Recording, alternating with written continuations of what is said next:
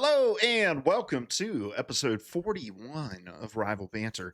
I'm one of your hosts, Luke Croft. Joining me, as always, my esteemed co host and the man who only gets a good night's sleep when he is locked up. Ladies and gentlemen, Seth Martin. What a good song. Hey, everybody. How many times have you listened to that song since we sent? just just last night. It was enough for it to be forever with me. Yeah. And, I'm eternally grateful. So, for those that aren't in on the joke, so part of my TikTok algorithm is I just get a bunch of people who try to write their own music and have like 10, 15 likes on their videos that pop up for me, and got this song from this country song from a guy who was clearly like a divorced dad going through it. And one of the lines in the song is, "I got locked up third time this week, the only place where I get good sleep." And last night while we were playing Rivals, we just kept listening to that song and singing it back and forth to one another. But anyway, Seth, how's your week going, my friend? It's Tuesday. I'm going well, just kind of steady getting in the flow of things, back to school and all that stuff. But yeah, overall, been having some fun, been excited about this new Rivals news that we're going to be covering today. So I am, I'm ready, baby. Yes, yeah, first week back with the kids all week at school. That's got to be rough. I've been struggling to get in the swing of things as well since going back to work last week because I went back on the 6th. But I'll tell you what, man, I am super excited about this episode. We got a lot to cover, so we're going to jump into it right now because we have all the season 6 news that all came out today, which is awesome to see. But before we do that, we're going to jump into some viewer comments uh, from our socials and Spotify and all that from last week. So let's start here with Swagger over on TikTok, responding to our Lady Loki skin thought. Said, "I'm convinced skins impact the meta just as much as buffs and nerfs." Thoughts on that, Seth? I'm kind of wondering like the angle to that. I definitely get that it's like a kind of a popularity thing. Like when you get just a fire skin, and that's going to make people want to play. I also kind of wonder if it goes into what we've talked about before, where uh, hello, there you are. You disappeared on me again for a second. Can you hear me? Yep. Okay. Um, just about like in terms of readability on the battlefield, like trying to figure out who's who. So I think that can kind of go a few different ways as far as how it affects the meta and like the minute gameplay. Yeah, and meta is probably not the right word because meta is the word to kind of express what's strong and what's weak, and obviously, I don't think skins impact that as much. I think probably what Swagger's getting at with this comment is just that uh, new skin releases often will impact the pick rates of different characters, and I think that is for sure true. I think some of the thing skins over the summer, all of the summer skin lineup, I think led to increased popularity for the people, but it's kind of chicken and egg, right? Like uh it's the popular characters that get a lot of the most of the skins anyway. And so it's just kind of feeding itself. But I liked that comment because I think it's true. I think we oftentimes see more. I mean, obviously with Loki, the Lady Loki skin came out, and I'm still seeing Instalock Lokis at a rate that we've never seen before. Yeah, probably since like the game dropped back last December, right? Like when Yeah. he was one of the few strategists we had. So yeah. And then Kislo too says summer skins had the same issue. People be mad horny for some pixels.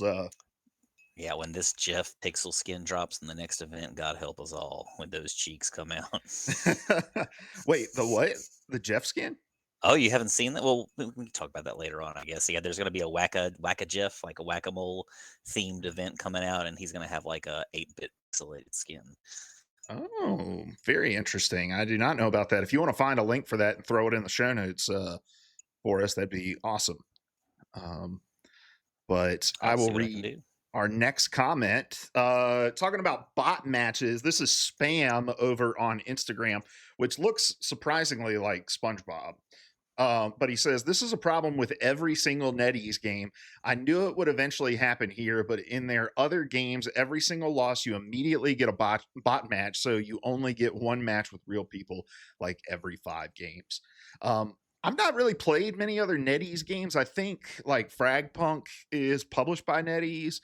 I didn't notice it as much as a problem there, but I'm also just not good at those games. So I probably am not as good to like pick up on when I'm playing bots or something like that. But that's interesting to know. I think NetEase does hold some sort of uh, patent on like these kinds of matches and stuff like that. So it would make sense that they're deploying the system throughout their games. I mean, I think for the people like the casual people just logging on playing, you probably don't pick up on the fact you're playing bots very often. It's probably more of an issue for guys like us who just play the game incessantly and can tell when characters aren't acting like they probably should. Something's not right here. Yeah. Why don't you read this next one for us, Seth? I would love to. This is the Cosmo one, right? Yep. Good stuff. I don't understand the disdain for bot matches. Doesn't bother me at all. It's either a quick win or a slightly harder match. It all evens out in the long run, and the queue time stays short. That's what matters in quick play, a short queue. I mean, to a degree, I agree with that. Like, I don't love the idea of just railing pain down on bots, but at the end of the day, I would much prefer to be playing against the person, whether I'm winning or losing. That's maybe just me. I don't know that I would necessarily say that I disdain those matches, but yeah, perfect world, they might not really be there. Yeah, I don't know. I wonder how much the bot matches really are improving queue times and um how much longer our queue times would be if we didn't have bot matches, right? Because we talked about this last week, but I'm willing to trade off a little bit of waiting to just ensure that I'm always playing against real people, you know? So I don't know. Cosmo, it's cool that it doesn't really bother you all that much. I don't like it. I was playing earlier today right after work, and I've only got time for like 3 games before I got to do some shit. And one of those matches was a bot match, and it's just like, I don't know. It's not really fun rolling a team when you know it's not real people. And it's just so obvious. Like the way the names work, it's always a 2-2-2 comp. They do like weird hero swaps throughout the match, but keeping the 2-2-2. Like, because normally when you're getting shit stomped, you're gonna have people going like 4 DPS or some shit in quick play. So that's how you know it's a bot match. Right, right. And the names are always a little bit off too. You don't have any like weird 69 names or gooing references and stuff like that. You got it's pretty simple, pretty basic. Yeah. Then Ethan Brooks over on Spotify says, it's hard to love hero shooters when the competitive side is min maxing every character in quick play, while I'm just trying to enjoy my hero shooter love. This feeling made me quit Overwatch back in Overwatch 1. I've been in hero shooters since season 2 of Overwatch, and I've seen all of this happen before. I just wish we would recognize our patterns as a community. I really actually like this point, Ethan. So appreciate you leaving this comment. I do think that quick play is sometimes way too sweaty. Like, it's one thing for ranked matches to be sweaty, but it's a whole other thing when like you're running up against a team, they're all playing on their lords. It's like, dude, it's quick match. Like, let's just have some fun with it. So I definitely think that that's part of it. But I think the more that Rivals continues to add different modes that will kind of siphon off the more casual players, 18v18, zombies mode, whatever the next PvE thing that they were talking about in the Dev Vision video today is, like, all of those sorts of things siphon off your more casual players to where you're kind of just left with those kinds of people in your quick play matches, the guys that are trying to perfect their next character that they want to take into ranked or something like that. So I don't know if this problem is going to get any better. Yeah, yeah. I mean, I can see that too. I kind of to a degree. We've talked before. I kind of like the sweatiness, just because it makes everything so much more intense. But at the same time, I don't know that that's what I'm looking for in quick play. But how do you differentiate min maxing characters and competitive versus quick play? Like I feel like if you do one, then it's going to kind of have some bleed through into the other.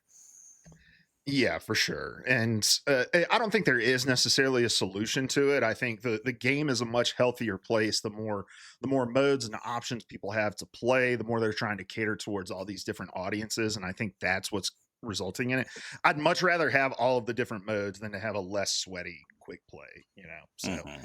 I'm fine with where we're at, but I see what Ethan is saying, where there's like not a place to kind of get that 6v6 hero shooter feeling without it being super sweaty. And look, like a lot of games that have big competitive scenes are like this. I, I play a lot of League, and you jump into a normal match or something like that, and you still have people try harding, being toxic, all that sort of stuff in those matches too. And I think it's just the nature of any kind of game that has a competitive community that sort of stuff's going to bleed out of the ranked mode and into your quick play.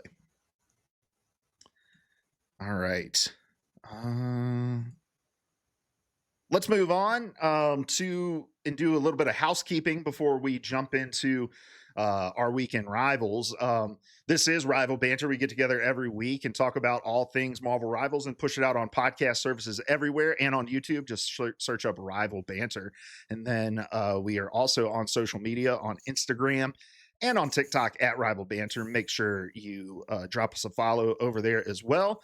And if you're listening over on Spotify, we've been asking you to leave us a 5-star review. Really helps with our visibility and that sort of stuff. And you guys have been listening. It's awesome. We got every week we get a couple more 5-star reviews, so we definitely appreciate that. And then finally, join our Discord. We started it up last week. We've had a few people jumping in. We've been talking a lot about rivals in there. We were reacting to the Deadpool news earlier today, all the season 6 stuff.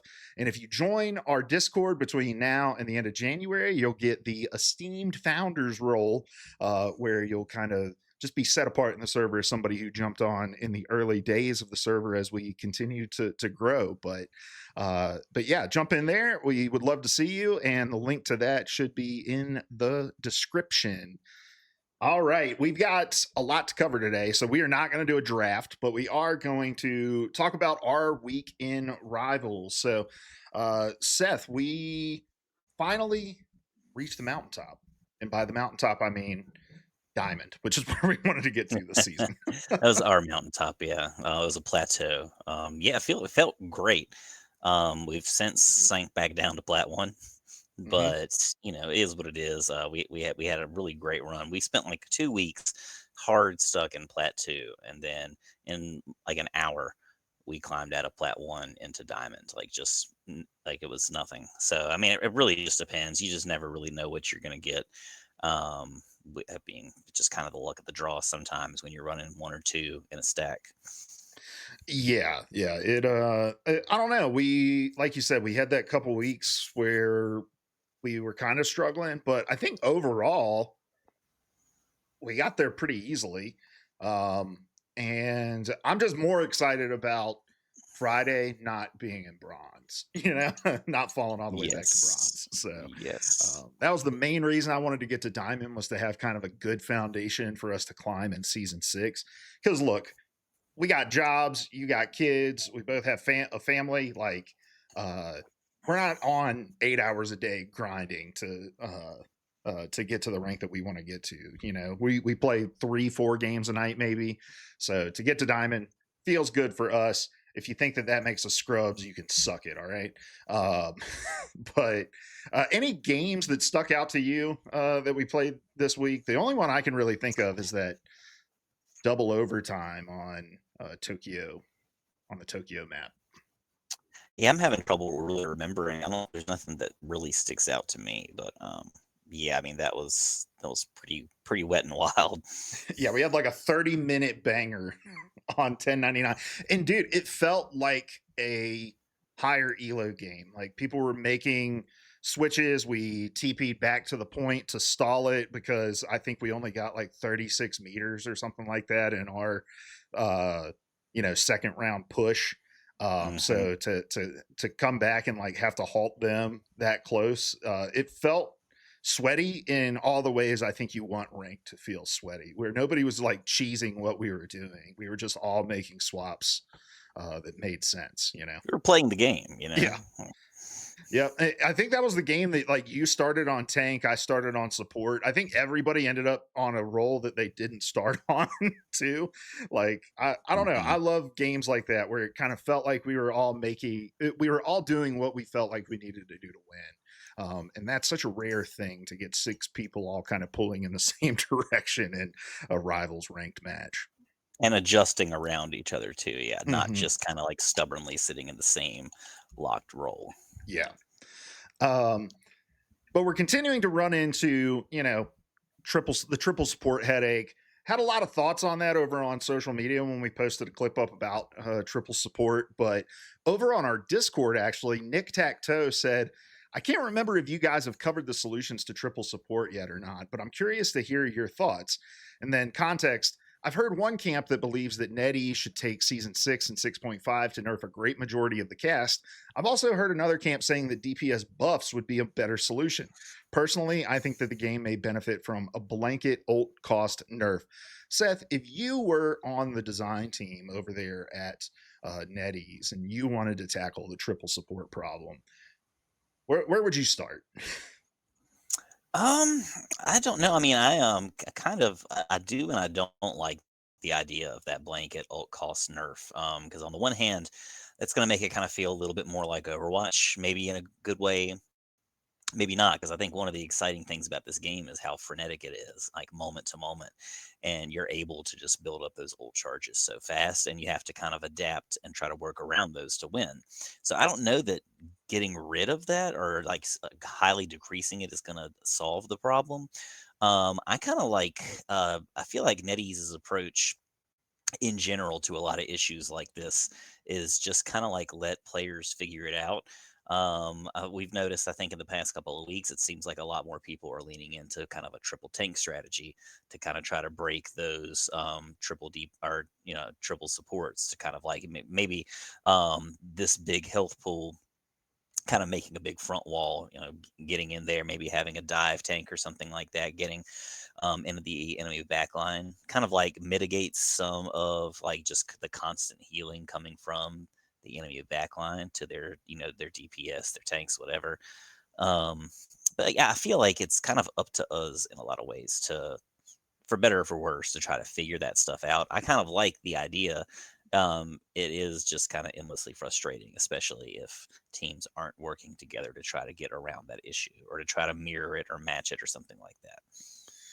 Yeah, I agree to the extent that like I would rather it be in the spot where we have to figure it out than for NetEase to be like, we're going to give you roll queue and force 222 on you or something like that, now the camp that was talking about the kind of blanket nerfs across the entire cast, that was rival streamer of the year Flats that said that. And I Mhm. see his point, right? Like the power creep in this game has been kind of insane. But if you watched, especially like the Dev Vision video today, they talk kind of openly about how the power creep is like sort of a part of their design philosophy, where it's like, we want characters to feel powerful. We want everybody to feel like they're in this spot where they can make an impact, whatever character that they play. And so you can't really have your cake and eat it too, I think, in that sense. If there was one thing I would maybe change, it would be the damage output potential of your support cast. Because I just don't think you should have a character like Gambit who can put out 35,000 healing in a comp match, but also 15k damage. I feel like if you're gonna run triple support, there needs to be some sort of trade off, and that trade off is that a DPS player is going to that support role. So you shouldn't be able to replace the damage output of your DPS with your support. And there's just a couple of characters in the game right now that can. Yeah, I like that idea a lot. I kind of like it. Doing the blanket nerfs kind of defeats the superhero fantasy in a lot of ways for me. Like, Mhm. you're already limited in terms of your movement. Like, you're not really moving realistically. You're pretty bogged down unless you're somebody super mobile like Black Panther or Spider Man. But even then, it's not like you're playing. The Insomniac Spider-Man on PS5 or whatever. Mhm. You're very much controlled in that kind of like hero shooter style, like Overwatch. So, this I well, you disappeared. You still there? Yeah, I'm here. Okay. This I just kind of like feel like that power creep kind of makes up for the kind of like restraints or restrictions that are inherent to this type of game. So I don't really want that to go away. I mean, it could work, sure, but I do think that that would kind of damage the feeling of power that you get from playing the game, like feeling like you're kind of stepping into the shoes of that hero as you play. Yeah. I do like the ult cost nerf idea. And I know you mentioned like it kind of making it feel a little bit more like Overwatch in that regard. But I think right now, you can't really play characters that are only good in the neutral. Like, this is the reason that Black Panther, I think, struggles in the meta, that Iron Fist struggles in the meta, that, like Rocket can sometimes struggle in the meta and things like that, because those are characters that are really good in the neutral, but they don't have these sort of like game changing ultimates. And when you're charging your ult so quickly, there's not enough neutral time in the game for you to get the value out of a character that only really plays, it really makes his impact in the neutral. That's why you get people like Psylocke and Bucky and, the DPS that are just kind of always there season after season after season. Um, Continuing to be there, because as long as the ult charge is high and you can get an ult every fight and a half or something like that, you're never going to make that trade off to go play somebody who is only really good in the neutral. So, and also it gives more value to the ult, because I feel like right now you don't really have to consider when you're using your ult. You can just kind of throw it out, and even if it's wasted, you're going to have it back in 45 seconds anyway. Hmm. But yeah, thanks Nick Tacto for this the question there. And again, be sure to join our Discord. And then Seth, I at first was super annoyed by the like custom chat messages and stuff that you could use, because um I just felt like everybody who made them was being really, really cringy. But I have now used my quick chat for one thing and one thing only, and that is, I don't even remember when this happened. I think we were just playing randomly one day, and I just yelled out, "Somebody suck me!" Yeah, yeah. And you were like, "Where is that from?" And I was like, "It's from the show Dave, the FX show about Lil Dicky." And you went and you watched that clip of when they say "somebody suck me," and that's just been something you and I and Larry continue to say to one another um, when we're playing Rivals. And so I have mapped SSM to a quick chat of mine with a smiley face and a Venom twerking, so that everyone knows that it's not anything mean. I just need somebody I just to suck need some form of suction, me. Yeah, somehow, somebody. somewhere, some way. Yeah. So if we could get that started, that would be great. And I think it took off. We kind of started planting the seeds over this Mhm. past couple of weeks, just kind of peppering it into the chat here and there. I still need to fix mine, but we've had some discussions in game chat with people, just kind of like, what is that? What does that mean? Why do you keep spamming it? And yeah, it's meant with love. Yeah, yeah. We had a whole team that adopted SSM earlier this week. So, and I haven't Urban Dictionary that to see if it means anything even way more inappropriate than what we're using it for. So that would probably be a good idea. But if you see anyone throwing out SSM, it's a loving way to ask for some suction. All right. As Seth would say. All right, let's move on to the news. We have a brand new Deadpool skin coming out this week. Now, we'll talk more about the character of Deadpool here in just a moment, but we have the pirate skin for him coming out. Let me share my screen here. Seth, like I said, we'll talk about Deadpool here in just a moment.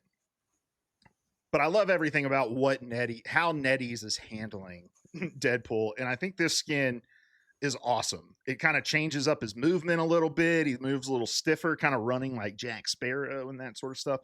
I Mhm. probably am not going to play a whole lot of Deadpool to start, so probably won't get this skin immediately. But I like this skin as a first out the gate for a character. What do you think? I, I think it's pretty cool what they're doing with it.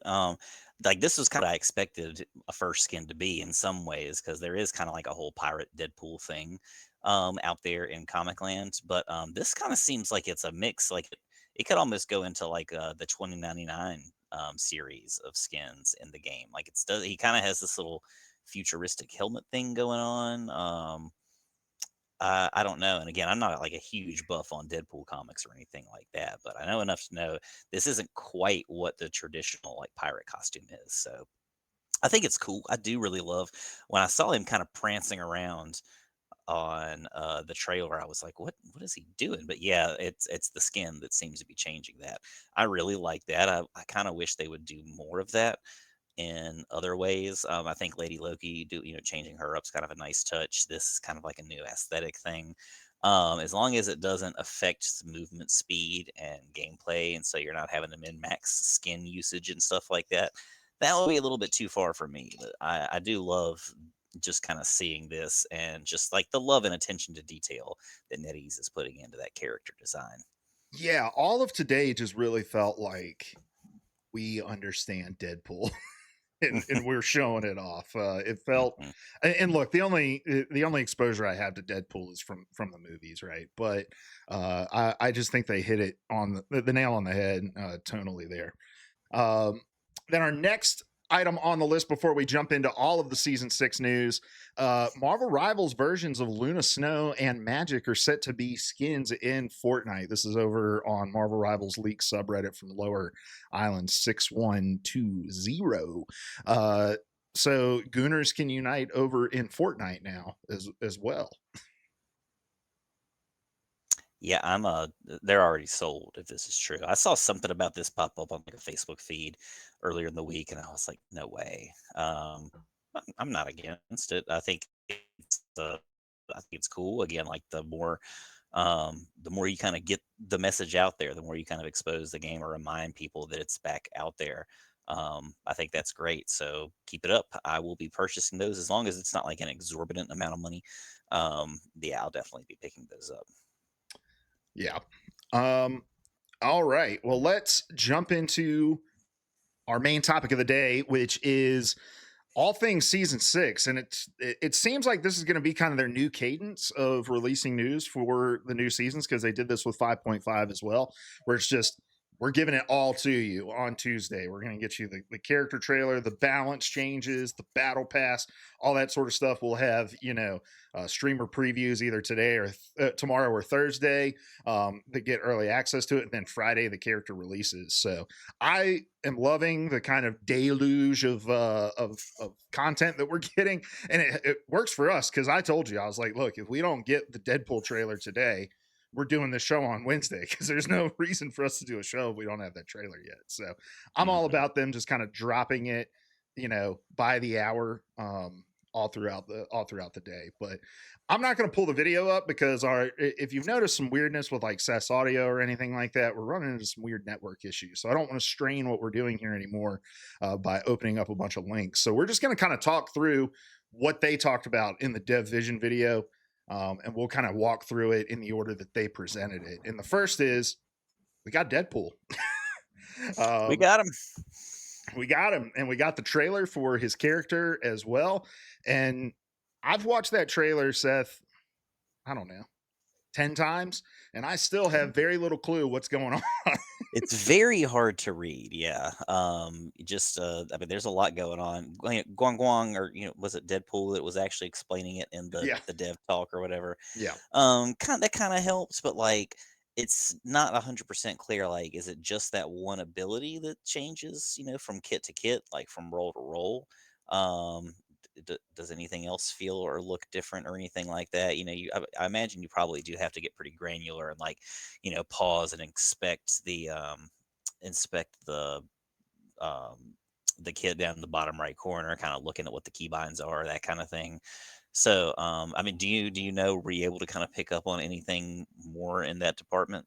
So it seems like his ult is well, before we get into the minutia, let's talk about this. So Deadpool is going to be all three roles. He's going to be a duelist, a vanguard, and a strategist. And we were all kind of saying that when they were playing the games with his character in the game after his announcement at the Game Awards. But so, you're going to be able to select Deadpool and then the role that you want to play him as. And from what it looks like, it changes up some things with his primary fire and it changes some things with his ultimate. And I think it will give him one different ability for each of the roles that he plays, because they showed the like unicorn plushie that goes out and like gives you a shield for when you're a vanguard. You can shoot and slice at your teammates to heal them when you're playing as a strategist.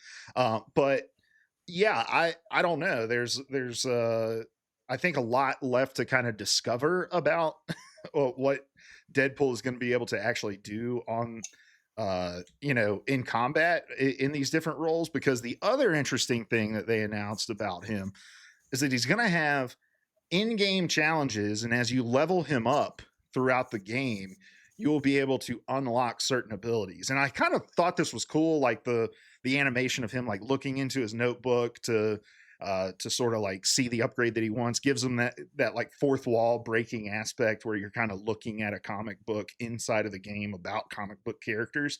But it's leaving me with a lot of questions about things like visual clarity. Like, apparently you're going to be able to switch his role if you go back to spawn, so like the same guy can come out after playing duelist Deadpool and like switch him to strategist Deadpool. So I'm a little like, how do you differentiate between them? And am I always going to have to open up my scoreboard to see like the little icon next to him? Like, I don't know. I'm interested to see what it's like in practice, but I've got some questions about the execution. Yeah, yeah, the execution I think is kind of the deal breaker because like pulling that map out, I mean that's or the notebook, that's badass. That's it's pretty cool. I like how they made kind of a big nerd RPG joke out of it in the dev talk, but at the same time, like, are you gonna have people sitting there like mid fight trying to like upgrade their character? How long is that gonna take? I feel like fights could be thrown from people just like min maxing their character in that notebook if you wanted to take it that far. So I don't know, kind of makes me think of zombies mode, like when you run out of time, and you're still trying to like get your ducks in a row. If you're like spending too much time reading, what if somebody's got dyslexia or they're like just kind of a generally slow reader? How does that like factor into how you quickly upgrade that character in menu? So I don't know. That's just I guess just wild speculation. We'll see. I'm sure that they've thought through a lot of this stuff and that it'll make more sense when we get there. So I'm just going to choose to trust the process. I wonder if the visual clarity thing is going to end up being a non-issue because again, if you're only depending on how different each ult is and how different there's that one ability might not um make too much of a difference, right? In the minute to minute gameplay. But yeah, you're probably gonna like see some of those changes happen like right away. Like if he's got that big healing field, it seems like it might be some kind of a passive healing around him or something like that. It should be pretty clear that that's going on. You'll see the unicorn bubble popping out. So I kind of wonder if that's even something that we really need to worry about right now. But it's again hard to say without seeing a little bit more, kind of seeing some specific gameplay going on. Yeah, I kind of wish that they would have put out like a full explainer video of him for my sake, because I just want to see it. But also, I think this is like, we joked last week about how the Lady Loki thing was like you lock in the character and then you play the worst fucking game of Marvel Rivals you've ever played in your life. I think we're going to see that with Deadpool, because I think we're going to see a lot of people jumping in not having read his kit at all. Like, and that's always a problem with new characters, but when you're adding on top of that these new mechanics like upgrading his abilities, he's got the sort of like Samira from League of Legends things where you have to like land combos in order to up your like proficiency rating, and that's what unlocks your ultimate. So if you like watch the trailer, you see it'll start at like E, then D, then C, and then as he combos, it gets all the way up to S, and that's when he gets his ultimate.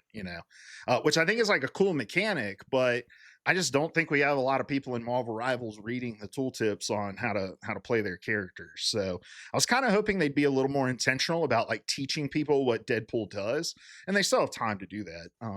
But I don't know. I I'm ready to be confused myself, and I will read the tooltips. So I imagine the confusion will be widespread. Yeah, I'm still confused on Gambit myself. I haven't really put much more effort into trying to decode him. So I'm not going to be touching Deadpool with a 10-foot pole for quite some time. Yeah. I mean, you probably won't be anyway because you're going to have to race the insta lockers to get to him. But I'll try him out in like Mhm. 18v18. I think it's great that we have that kind of a mode. I'm fully expecting 36 different Deadpools to be in each match. But, I'll definitely try him out this weekend. It, I said this in our Discord, but I'm almost, I normally stay away from ranked for the first week, but I'm almost tempted to just play ranked when he comes out just so I can ban him. So I don't have to deal with people trying to learn him in my games. But I don't know. We'll Mhm. we'll we'll see. Maybe it'll be much simpler when we get into it. Because I thought the same thing about Rogue too, where it's like, man, she's stealing all these different abilities. You're gonna have to keep up with what she steals and what she has. And I don't really think it's been as big a deal as maybe I thought it was. So maybe Deadpool won't be either. Um, Yeah. I will say this though, man. I loved what they did with the Dev Vision video and kind of putting the character model of Deadpool in it, having him narrate it, him, interrupting Guang Guang, saying we've had enough of Guang Guang. Like I think they really hit the nail on the head with like understanding Deadpool and making sure that they did him justice in this announcement. I think it was a good payoff. Yeah, I agree. We got a new map coming in season 6.5, the Museum of Contemplation, which will be a convoy map. And that's the whole theme of the season, right? The Collector's Museum. I don't know a whole lot about the Collector's Museum, Seth. I think I asked you about this one time and you didn't know a whole lot, but do you want to?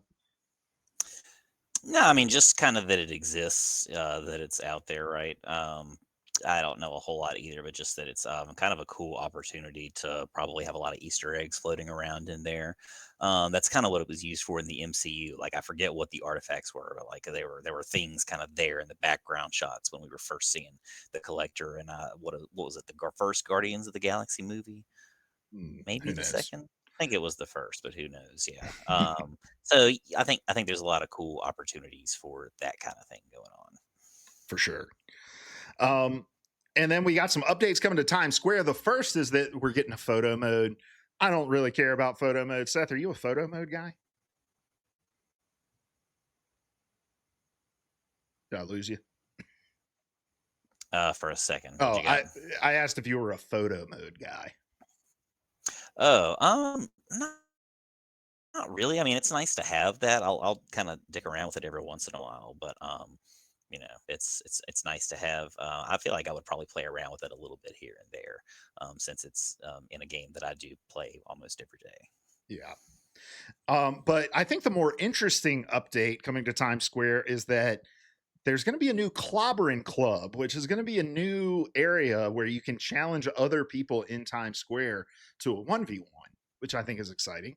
But I think what's even cooler is you can pay a small amount of units, is what Guang Guang said, but pay a small amount of units to have your 1v1 broadcast on the big screens of Times Square.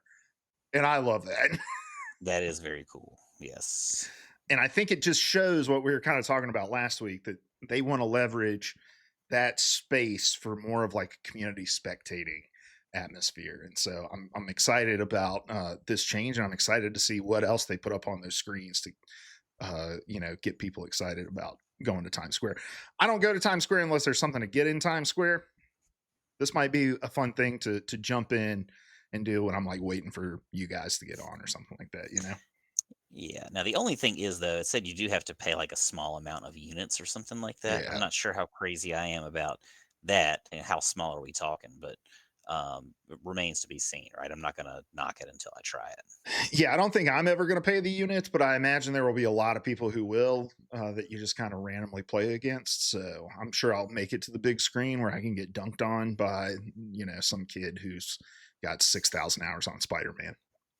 Hmm. Hmm. Speaking of grinding hero proficiency, uh, getting a major upgrade to the hero proficiency in this update where Now, rather than just ending at Lord, you're going to be able to continue on to progress through your proficiency and get rewards. You're going to unlock nameplates and emotes and units and all kinds of different things. And Seth, we've been talking at length about how they need to add to the Lord system. This is exactly what I wanted to see. Just kind of an endless This ability. I don't think I ever really thought about it this way, but yeah, I love this even more than getting like this still could happen. It could be part of this process. I don't think they really mentioned it specifically, but I think it could be cool. I love this even more, like just kind of getting dynamic face plates, getting like icons and things like that that you can add to customize your in-game or your menu icon, stuff like that. Just getting more units, more unstable molecules, more whatever. It's great. Why the hell not do it? This is a top notch decision for me. A plus plus. Yeah, love it. And it's gonna give me a reason to go back and play characters that I've lorded and haven't touched a whole lot since, like Mantis and trying to think, like Luna Snow. She was my season 1 or season 0 lord, and I don't really play her all that much anymore. Uh, Hmm. so yeah, I'm excited about those. Let's kind of quick fire a couple of these before we get to the balance changes. But we got new accessories coming for Deadpool, Rogue, Doctor Strange, Blade, Squirrel Girl, Iron Man, Captain America, Daredevil, Black Panther, and Storm. Seth, I imagine Squirrel Girl is going to be the one you're after on this one, or is there another one? I'll probably do several of these. Yeah, I'll probably, depending on how if Deadpool's fun for me, I think he'll be. I tend to get these for characters that I don't even play because I just kind of have an excess of those Yeah, of that currency. So I'm like, just why not just blow it on whatever? So like I picked up Loki's alligator a couple of days ago just because I had the currency to spend. So I'll probably get a lot, but definitely Squirrel Girl's probably the first one that I'm going to go for on this. yeah. I've been playing a lot more Rogue recently because I'm trying to like get good at the that sort of a play style, that kind of get in get out play style that Rogue has. So I'll probably pick up hers. Outside of that, I don't know. There's not really anyone else here that I play a whole lot of. There's a lot of DPS on this list, but yeah, definitely will pick up the Rogue. Then MRC is getting some changes. There's going to be more rewards for people who achieve different ranks in MRC. It used to be you would just get prizes at some of the upper echelons. Now you're going to get unit prizes and stuff like that, even lower in the bracket. So that's cool to see. College student perks, obviously, getting another update that's something that we've been getting every half season over there. So if you're a college student, make sure you connect your account to get the 10 new costumes and MVP screens from that. And then we got some balance changes coming to the game, and I am actually going to pull this link up because I don't remember them all. But so Zeong was talking about kind of like what they were going for in the balance changes, and he talked about all the things we've talked about, right? The dominance of Gambit and Invisible Woman, the people like Angela being very, very effective, and Daredevil obviously needing some tweaks and stuff like that. So it was interesting to kind of hear him talk about the read on the meta and what they wanted to do to kind of target the changes that they're after. But let's jump into some of these balance changes. Then we'll talk about the changes to the team ups. So uh, in the Vanguard category, Angela's getting a slight survivability nerf to her shielded stance shield from 350 to 300.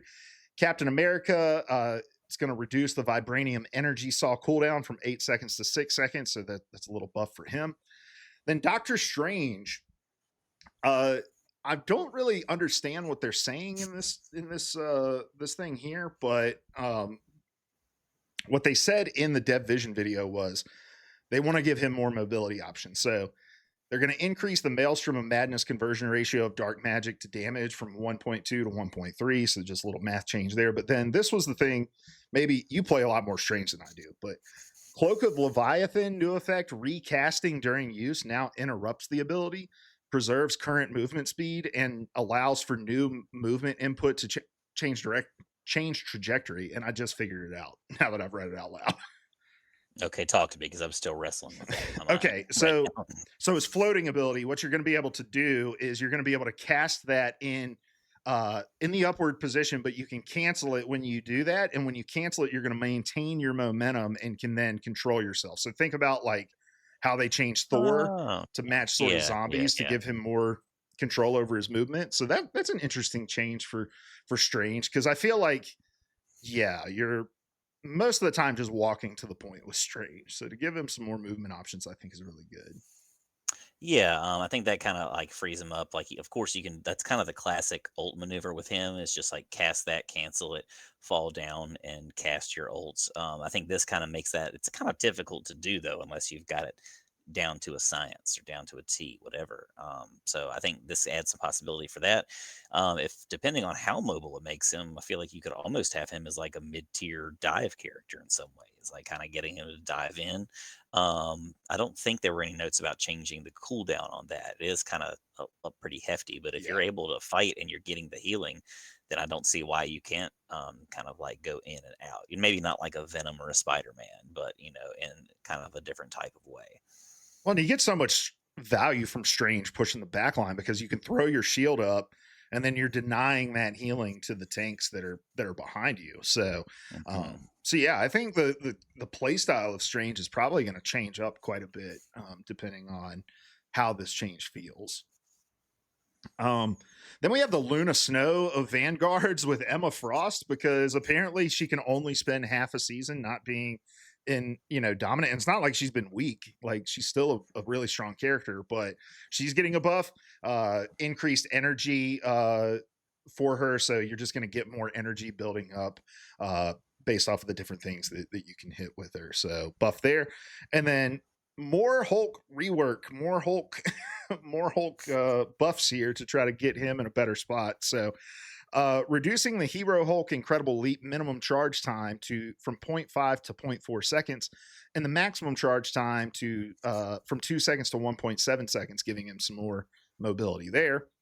In Hero Hulk form, reduce Gamma Burst cooldown from 8 seconds to 6 seconds and increase projectile damage from 70 to 75. So his clap is going to be able to be used more frequency. And then in Monster Hulk form, Hulk is now immune to launch and knockback effects. Um, I don't know, man. Hulk's one of those characters that's like, if somebody's good with Hulk and knows how to like get in and out, they're good. But I feel like it's a lot easier to feed on Hulk than it is to be good with them. So I don't know. How do you feel about these changes? I mean, I'm definitely into the strange thing. I'm gonna miss mommy a little bit. I feel like this might affect her playability in some ways. Angela, I'm kind of interested to see how this affects her because again, she's kind of in that same boat too, where like you're either awesome or you're terrible with her. You can either like they mentioned her survivability and how that's been kind of a menace to reckon with in gameplay recently. I feel like that can be true, but also like if you're not managing her movement and her cooldowns that well, then you're not really going to see that same survivability. So who knows? We'll see. Overall, there's nothing here that's like totally blowing my mind. I feel like the strange thing might be kind of like the biggest thing that's going to affect me at least moving forward. Kind of the biggest change. Yeah, I'm always looking for an excuse to try to learn how to play Hulk, and so maybe I'll give him a try again to see if this does it for me. But yeah, Hmm. I do like the kind of knockback immunity and the launch immunity for him, because yeah, when you're ulting, you just become like a big meatball for people to throw all their soft CC at. Right. Duelist changes. We got Black Panther getting a bit of a buff. His spear toss damage going from 45 to 50 and gaining 50% damage reduction during Bast Descent, which is his ultimate ability. So you can't be killed as easily when you're casting his ult. Iron Fist is getting some buffs as well. Increase to Jeet Kune Do's fourth strike damage from 30 to 35, and increase Dragon's defense maximum duration from 1 second to 1.2 seconds. So just trying to bring some of that dive back in, and not make the dive exclusively, like Daredevil, Psylocke. Then Daredevil is getting some much needed nerfs, reducing his Devil's Chain high damage range from 80 to 75, reduces his Devil Throw single projectile damage from 32.5 to 30, and then reduce Fury gained from Devil's Latch when grappling a surface from 2 to 1. these feel like pretty heavy nerfs to him, but it also feels like he needs some heavy nerfs because they needed to do something to keep him out of every single ranked ban because I feel like every single game he's banned in. Hmm. Then with Namor, they talked about how they wanted to make him less dependent on his team ups. And look, Namor has been a team up merchant since the day he came out. So I like that they've kind of recognized that. So they're reducing the aquatic dominion time for a single charge from 12 seconds to 10 seconds, increasing default monstro spawn health from 100 to 125 and damage from 17 to 18, and then increased enhanced monstro spawn damage from 11 to 12. So yeah, some good changes there for Namor, and then Blade getting a ton of changes here. So essentially, what they're trying to do is they're trying to nerf the ranged play of Blade because Blade tends to be stronger when you're shooting his shotgun and increase the damage that you can do with his sword. So when wielding Ancestral Sword, Daywalker Dash's new effect removes slow effect from enemies and apply 8% healing reduction per strike, 32% total of all hit. So more anti-heal into his kit. And then reduce damage from 15 to 8 per hit. So he's going to do less damage with those strikes, but he is going to apply that healing reduction. And then they're reducing the damage of each pellet on the Hunter's gun from 12 to 11. And then they're increasing or decreasing the range of the damage fall off. So it used to be 20, now it's going to be 15 meters. Just trying to get people to not, the shotgun shouldn't be as good a poke machine as it was. And then when wielding Hunter's shotgun, Daywalker Dash's new effect slows enemy for 40% for 1.5 seconds and increases second hit damage from 20 to 50. So you still have to get in the fray, still have to try to hit people, and you're going to get that buff. All right. I know that was a lot, Seth. I wanted to get through those, and now I'm going to turn it over to you. What do you think? Cool. I think you kind of mentioned it. We broke up a little bit there for a second, or I did one or the other. You mentioned one day in ban phase, like, has Daredevil really been that big of a problem to where we have to insta ban him all the time or something like that? And I was like, well, I think we don't really know because like we haven't seen one out in the wild in so long, or it's at least very rare because people do tend to insta ban him. So I do think that this is a welcome change. The blade thing, I can't wait to see. I think that's the kind of thing that has made me shy away from him because I enjoy playing the swordsman style with him versus the shotgun. Like that's one of the big things that drew me to zombies is here's an excuse to play blade and just feel like I'm just wrecking stuff. So this I think will change that a little bit. Maybe I'll be a little bit more likely to mess around with him in some quick play moving forward. So I think those are the probably the biggest things that I'm excited about. The Iron Fist stuff, take it or leave it. Namor, is what it is. But yeah, I do wonder how much that's going to affect anti-dive though. If we're not kind of seeing team up stuff with his monstrous fall or anything like that going on anymore. One of the things that's interesting to note here is there's not a single flyer on this list. And really, it That's true. feels like Iron Man's kind of the only flyer that gets any real love. I mean, am I missing somebody? You got, Human Torch and Storm, who just haven't been all that great, I don't think. So I don't know. I think they're so terrified of relitigating the sins of season 3.5 with all the flyers that maybe they're just a little hesitant to give them any buffs or adjustments. But yeah, just interesting to note that the flyers are not in this list anywhere. Mm. On to our strategist, Cloak and Dagger is getting a little bit of a shakeup here. So reducing Dagger Storm healing from 55 per second to 45 per second. So that's a pretty big nerf there. But when a spell field is created, allies in range get a one-time healing of 60. So you're going to make up for that by being able to, hit your spell field stuff. So, like the thing that goes on the ground, your light force cape, that sort of thing. And then the big change for them is that the Veil of Light Force and the Terror Cape is now going to share 2 ability charges. So each charge will take 12 seconds to come back, and you'll have 2 seconds between them. So if you want to do 2 quick Veil of Light Force in order to get out a significant amount of healing, you're able to do that.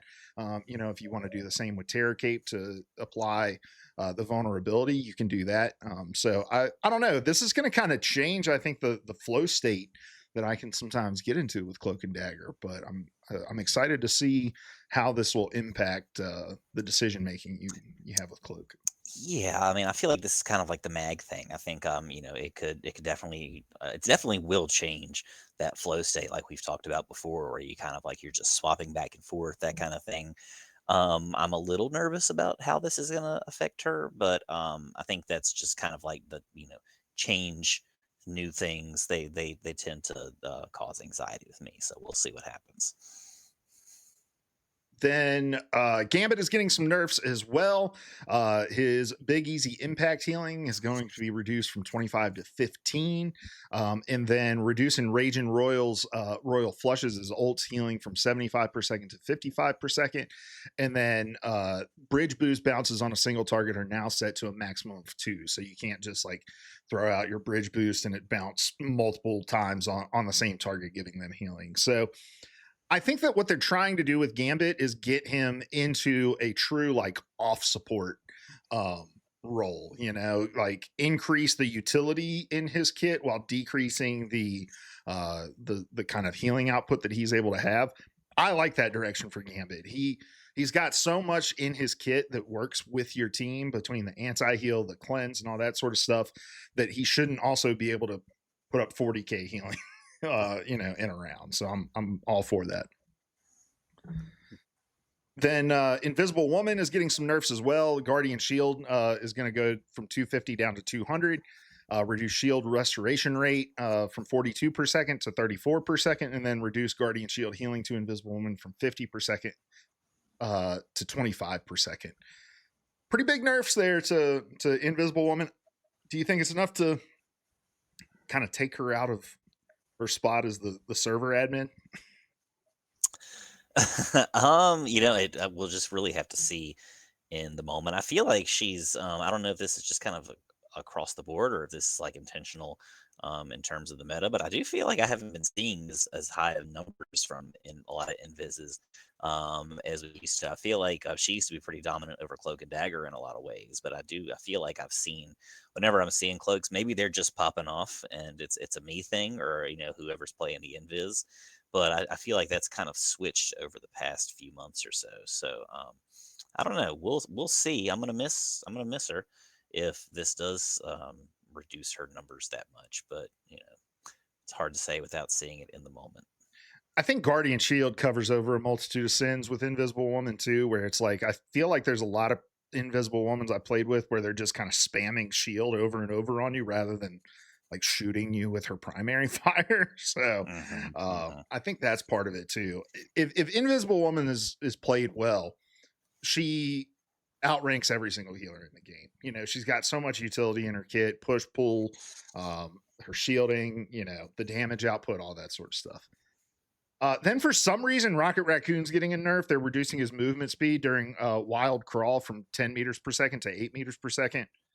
I don't know. If you were one of the people asking for a rocket nerf, leave a comment below. Hmm. All right, and then new team ups.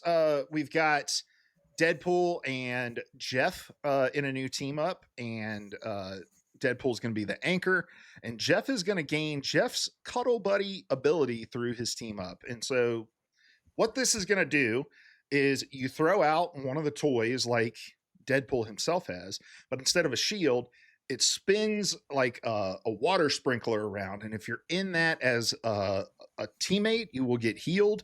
And then if you are in that as an enemy, you get all of this like Deadpool visual clutter added to your screen as sort of like, I don't know, a flashbang or whatever. I don't like that. like the one thing that I kept thinking the whole time we were watching the Deadpool trailer was there's so much shit going on the screen, and this isn't even including everybody else's shit that goes on the screen. Like there's so much visual clutter in the game. I'm not sure how I feel about a design choice where it is being like leveraged. Like, hey, we're going to add more visual clutter because Deadpool's an annoying character and we want him to be annoying to play against. Did you catch that, Seth? I know you were cutting in and out there. I've hear like 2 words every few seconds. Oh, damn. Okay. Let me jump back over here to the room, and that'll help us out. Probably. So, um, but yeah, what do you think about that team up with Jeff? Oh, I mean, it's cool. Jeff has a crazy, I feel like, number of team ups just kind of across the board. So, I feel like I don't know if this is the most warranted one, but canonically, he and Deadpool kind of do seem to have a lot of connection going on. So, I'm cool with it. I'm ready to see it. Some of this other stuff I'm kind of interested to see. And I'm gonna definitely miss one of these changes coming up here soon. Yeah, we've got the Penny is being removed from the team up with Rocket. So kind of a honestly a side nerf to Rocket because a lot of Rocket is played because of Penny. But now she's going to be added to a team up with Spider-Man. She's going to be the anchor, so she'll get an HP buff, and Spider-Man's going to get a web bomb. And so the way that it works is he can like trigger it, and if he throws it before it explodes and hits somebody, it will deal AoE damage, apply one of his web slings to people within that field, and then he can cast an ability. And then if he keeps it on himself and then it explodes, it'll give him an additional web sling from 4 to 5. So not a huge team up ability, but I think for some of the good Spider-Man players, it's going to add more ability for them to just pull off some crazy ass combos, probably. Mhm. Then let's see. I need to go back over here. So those are the new team up abilities. The Human Torch Spider-Man team up is being removed. I'm going to be honest with you. Couldn't have told you they had a team up because you never see Yeah, I Human forgot all Torch. about that. Forgot all about that. um, and then, like I said, Penny's getting removed from the Rocket Network. Then we've got the some adjustments to the Hella Namor team up. So increased tidal dirge cooldown from 20 to 30 seconds, reduced undead monstro damage from 12 to 10, and reduced berserk state undead monstro damage from 7 to 6. So a lot of nerfs there, but like they said, they're trying to get him Namor less dependent on his team ups. And then vibrant vitality. Loki's blessing is less overwhelming, so it's going to reduce the deific blessing ally damage boost effect from 25 to 15%. So yeah, you were mentioning you were going to miss something, Seth? It was the penny rocket thing. Oh, Just like I kind of like it, it's a pain in the ass to go against, but I'm gonna miss it being there. And that was kind of like my big incentive to trying to learn rocket a little bit more. I've spent enough time with them, I feel like, to do that. But yeah, it's again kind of a cool thing to have out there. It was super powerful, but not a total game changer necessarily. That's all. yeah, that's got to be a change just fully based off of the fact that Penny is often permabanned in Hmm. ranked. Yeah. Um, so yeah, lots of cool changes there.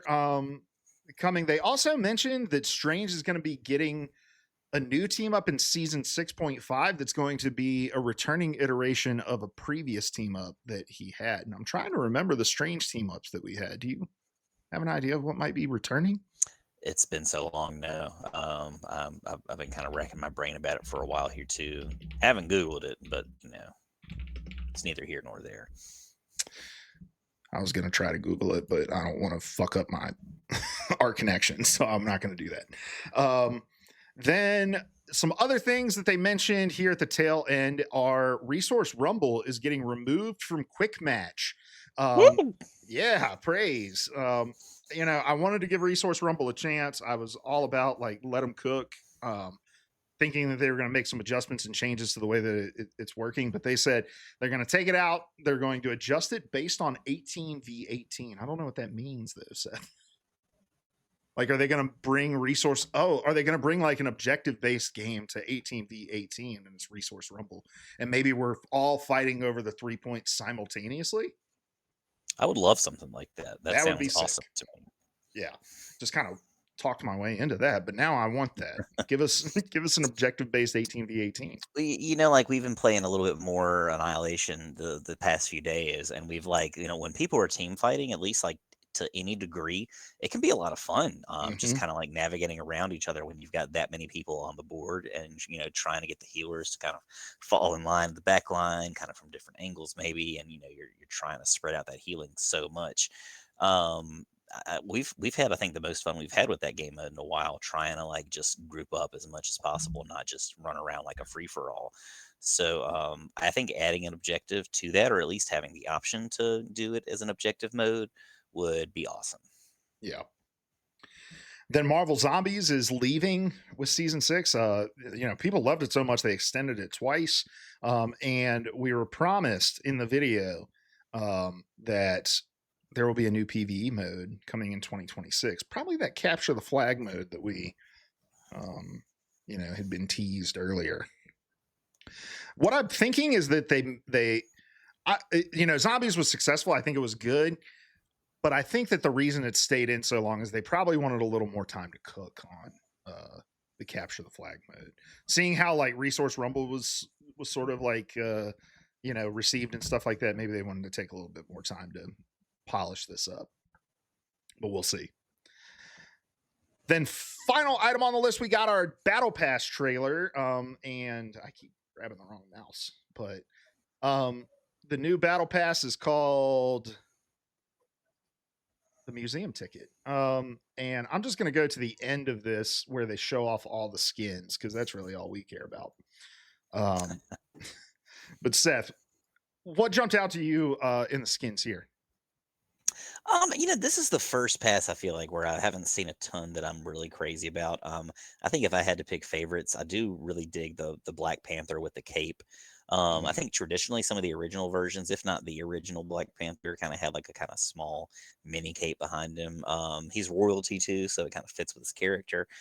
I liked that one. I think the Wolverine was kind of cool in there, and I like the Storm. How they even in that trailer lean into the kind of comic arc where Storm and Black Panther are together, and at least for a while. So that kind of stuff was cool. I like that Storm costume. I feel like it's been a while since we've seen much in terms of skins from her. So yeah, those are kind of my top ones out of this, but none of them are really like making me like anxious to get this pass or anything like that. yeah, I like the blade skin. I think that one looks pretty cool with the mini afro that he's got going on there. Um, the Bucky skin, is that a different character? I feel like I remember this guy from Marvel Snap, but maybe I'm wrong. I'm not sure. Yeah, but I like that skin, although it kind of looks like the Groot skin of that same flavor. Um, the Hmm. Venom skin is really strange. I know they've been trying to do like they tried the other skin where like Eddie's face is coming out of the mouth of Venom. Now he's kind of coming out of the top of the head of Venom. Uh, so I don't know how I really feel about that, but I'm excited about a new Mantis skin as well. Even though it's not like crazy. Um, That one was kind of, I feel like that was pretty basic, like kind of blasé for me. But I forgot that I do like the Venom skin, or at least the idea. I feel like I need to see it from some different angles though to see if that's really something that I want to equip. Yeah. Well, that's good because I know you weren't really feeling the first time they tried something with I Eddie. think that was just like the conical nature of the head or something like that. Kind of had That's true. He had that like that like little, Beetlejuice. yeah, the dog or whatever Yeah. from, or no, that was, what was that? Nightmare Before Nightmare Christmas. Before Christmas. Yeah.